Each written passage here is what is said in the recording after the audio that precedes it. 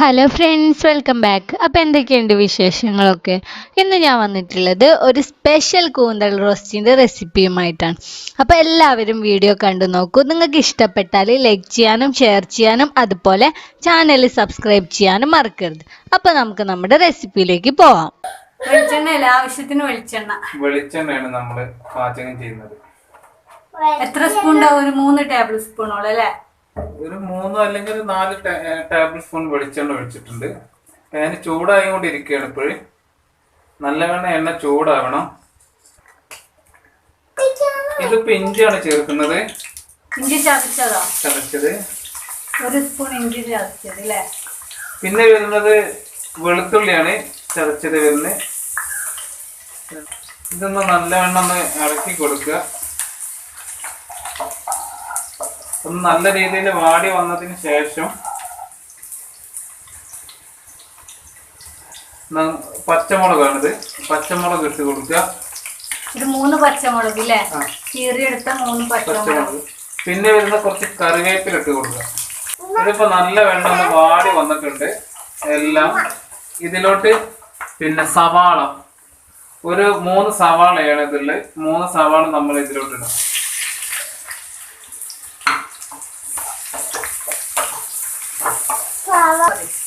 സവാള നല്ലവണ്ണം എന്ന് ഇളക്കി കൊടുക്കുക. കുറച്ച് ഉപ്പ് കൂടി ചേർത്ത് കൊടുക്കുന്നുണ്ട് സവാളിന്റെ കൂടെ. ചേർത്ത് നന്നായിട്ട് ഇങ്ങനെ ഇളക്കിക്കൊണ്ടിരിക്കുകയാണ്. എന്തായി, വല്ലതും ആവോ? ഇത് നമുക്ക് പെട്ടെന്നാവും. പെട്ടെന്നാവും. സവാള നല്ല വാടി ബ്രൗൺ കളറായി വന്നിട്ടുണ്ട്. തക്കാളി നല്ല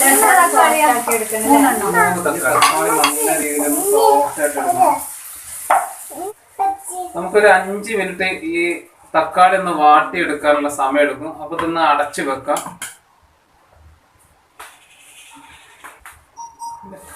ഇനി നമ്മൾക്ക് ഇതിലോട്ട് അര ടീസ്പൂൺ മഞ്ഞൾപ്പൊടി, 1 ടീസ്പൂൺ മുളക് പൊടി, 2 ടീസ്പൂണ് മല്ലിപ്പൊടി, 2 അല്ലെങ്കിൽ 2.5 ടീസ്പൂൺ ആക്കാം. ഇത് നല്ല വെള്ളം ഇതൊന്ന് ഇളക്കി കൊടുക്കുക. ഇതിൻ്റെ ഈ പച്ച മണം നമ്മൾക്ക് പോയി കിട്ടണം, മല്ലിപ്പൊടിയുടെയും മഞ്ഞൾപ്പൊടിയുടെയും. ഇനി നമുക്ക് കഴുകി വൃത്തിയാക്കിയ കൂന്തൽ ഇതിലോട്ട് ചേർക്കാം. നല്ല വെള്ളം ഇളക്കി കൊടുക്കുക. വെള്ളമൊന്നും ചേർക്കണ്ടല്ലോ? വെള്ളമൊന്നും ചേർക്കേണ്ട ആവശ്യമില്ല. ഇതിന് ആവശ്യത്തിന് ഉപ്പ് കുറച്ച് ഇട്ട് കൊടുക്കാം. നല്ല വെള്ളം ഇത് ഇളക്കി കൊടുത്ത് ഇനി കുറച്ച് നമുക്ക് ഒരു 10-15 മിനിറ്റ് ഇതൊന്ന് അടച്ചു വെക്കാം. ലോ സ്പീഡിൽ ഇട്ടിട്ടില്ലേ? നമുക്കിതൊന്ന് തുറന്നിട്ട് നന്നായിട്ടൊന്ന് ഇളക്കി കൊടുക്കാം. ഇപ്പൊ കൂന്തളൊക്കെ നല്ലപോലെ കുക്കായി വന്നിട്ടുണ്ട്. നമുക്ക് ഫ്ലെയിം ഓഫ് ചെയ്യാം കേട്ടോ. ഇക്കാൻ്റെ സ്വന്തം കൂന്തൽ റോസ്റ്റ് റെഡി ആയിട്ടുണ്ട് കേട്ടോ. ഇനി നമുക്കിത് സെർവ് ചെയ്യാം.